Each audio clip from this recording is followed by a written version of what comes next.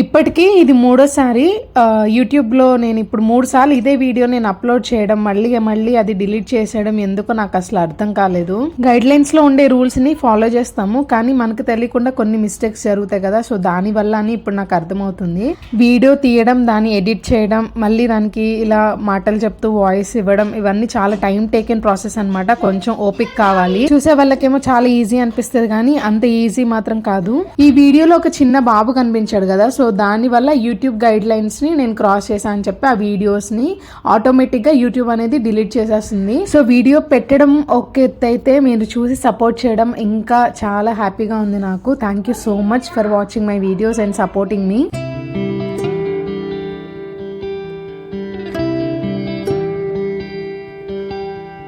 So ముందు రోజు evening బయటికి వెళ్ళాము, వచ్చేటప్పుడు ఫ్రెష్గా స్ట్రాబెర్రీస్, గ్రేప్స్ తీసుకొచ్చాము. ఇంకా స్ట్రాబెర్రీస్ అంటే మా చిన్నబాబుకి బాగా ఇష్టం అనమాట. ఇంకా అసలు ఎందుకనో ఉన్న ఫ్రూట్స్ అన్నిట్లో కంటే స్ట్రాబెర్రీస్ చాలా ఇష్టంగా తింటాడు. అంటే విటమిన్ సి, సిట్రిక్ యాసిడ్ ఉన్న ఫ్రూట్స్ అన్నీ ఇష్టపడతాడు అనమాట. ఆరెంజెస్, ఎంతసేపు స్ట్రాబెర్రీస్, గ్రేప్స్ ఇవే కావాలంటాడు. సో అందుకని బ్రేక్ఫాస్ట్తో పాటు అవి కూడా పెట్టేస్తున్నాను.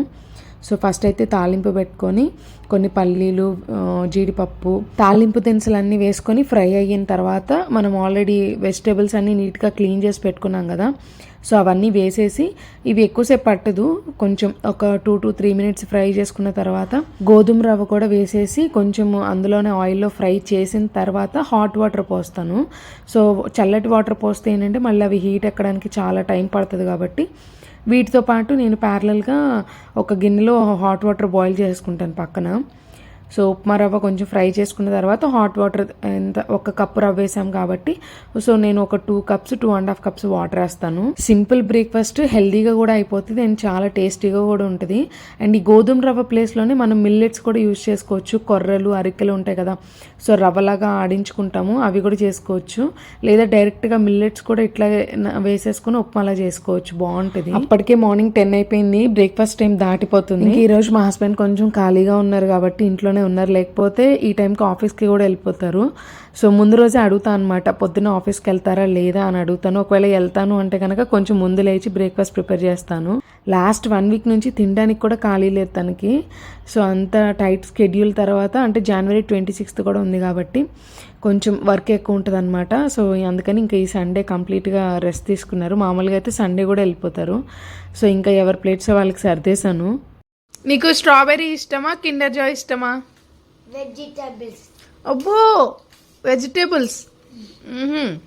అదే మాట మా చిన్నోడిని అడుగుతుంటే ఆడు మాత్రం చెప్పకుండా ఇట్లా గాల్లోకి చూసి భయపెడుతున్నాడు మమ్మల్ని.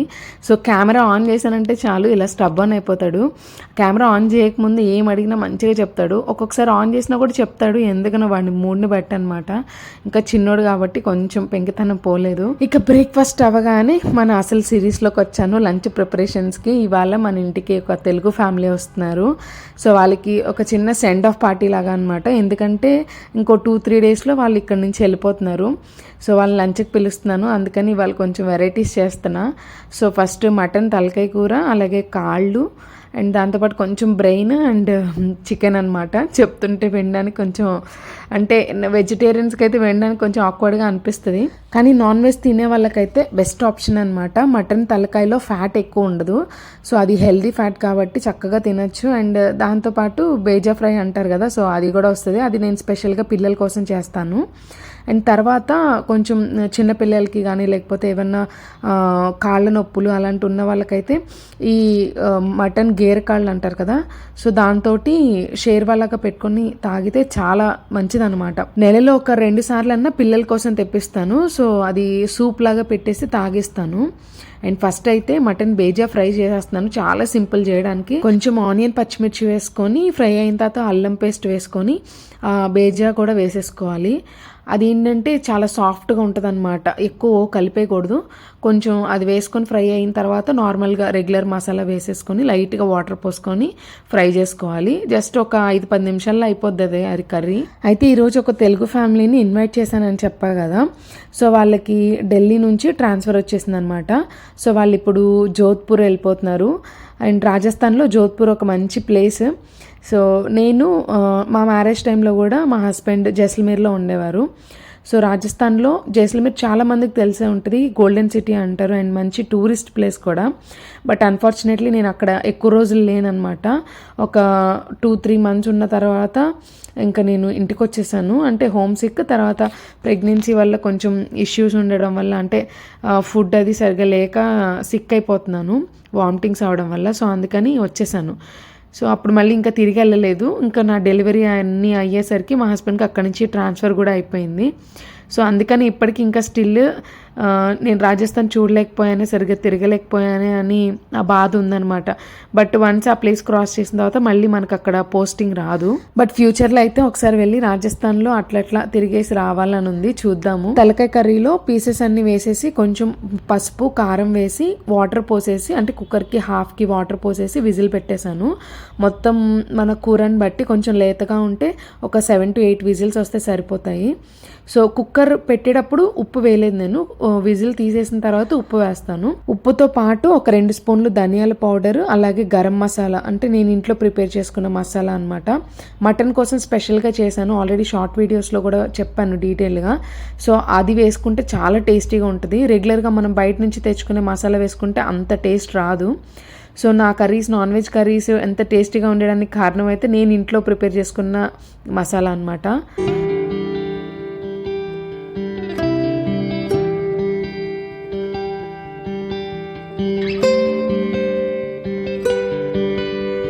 బాయిల్ అయ్యేటప్పుడే కొంచెం కొత్తిమీర వేసుకొని ఆ మసాలా, ఉప్పు అంతా ముక్కలకి గ్రేవీకి పట్టేదాకా ఇలా బాయిల్ చేసుకోవాలి. గ్రేవీ కొంచెం చిక్కగా వచ్చే వరకు చేసుకోవాలి.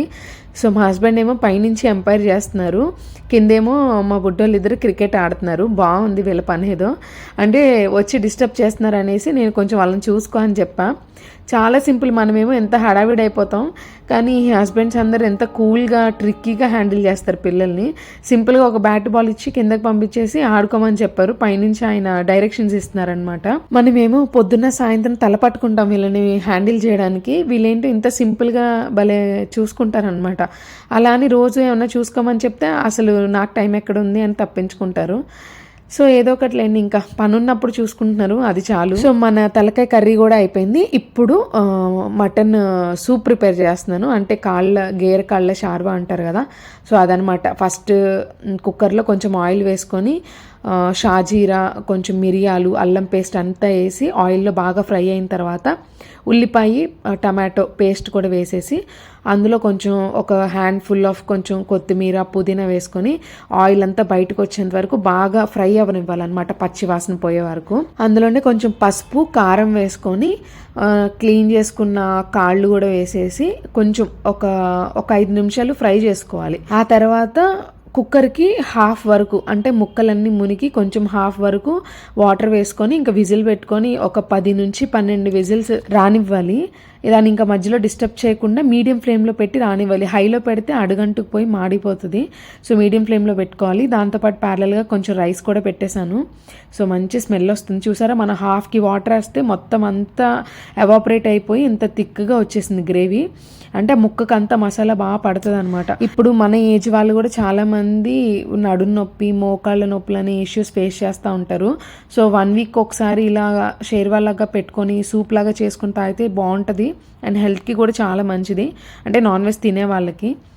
సో కుక్కర్ విజిల్ తీసేసిన తర్వాత ఉప్పు వేసుకొని గరం మసాలా, కొంచెం బిర్యానీ మసాలా, కొంచెం ధనియాల పౌడర్ వేసుకొని మనకి నచ్చినన్ని వాటర్, అంటే మరీ నీళ్ళలా కాకుండా కొంచెం తిక్కగా ఉండేలాగా పోసుకొని అందులోనే కొత్తిమీర కూడా వేసి బాగా బాయిల్ చేసుకోవాలి. సో కింద ఇది ఉల్లికాడలు ఉన్నాయని చెప్పి కోసుకోవడానికి వచ్చాను. చలికాలం అంతా ఇక్కడ బాగా ఎవరో ఒకళ్ళు వేస్తూనే ఉంటారు, నేను వెళ్ళి తెచ్చుకుంటూ ఉంటాను.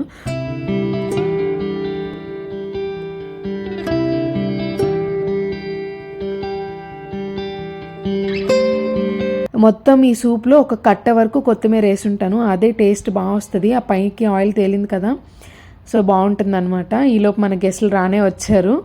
అండ్ ఈ అన్న మా హస్బెండ్తో పాటు సేమ్ ఆఫీస్లో, అంటే సేమ్ డెస్క్ దగ్గర పనిచేస్తారనమాట, రోజు డైలీ కలిసి ఇద్దరు ఎదురు బదురు. సో ఆల్మోస్ట్ అన్ని ప్రిపేర్ అయిపోయినాయి. మన గెస్ట్లు కూడా వచ్చేసారు. ఇంకా చికెన్ ఒక్కటే ఉంది, చికెన్ ఫ్రై చేసుకుంటున్నాను. ఇది మొన్న ఒక షార్ట్ వీడియోలో కూడా పెట్టాను.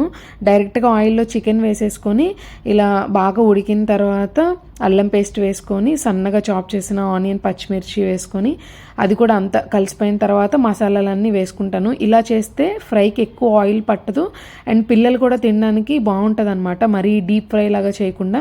అండ్ నేను చూపించిన ఈ సింపుల్ వేలో మీకు ఏదైనా ట్రై చేయాలి అనిపిస్తే ఇలా చేయకపోతే డెఫినెట్గా ట్రై చేయండి, చాలా బాగుంటుంది. అండ్ ఇప్పుడు ఇంకా వాళ్ళతోటి టైం స్పెండ్ చేసాము కాసేపు.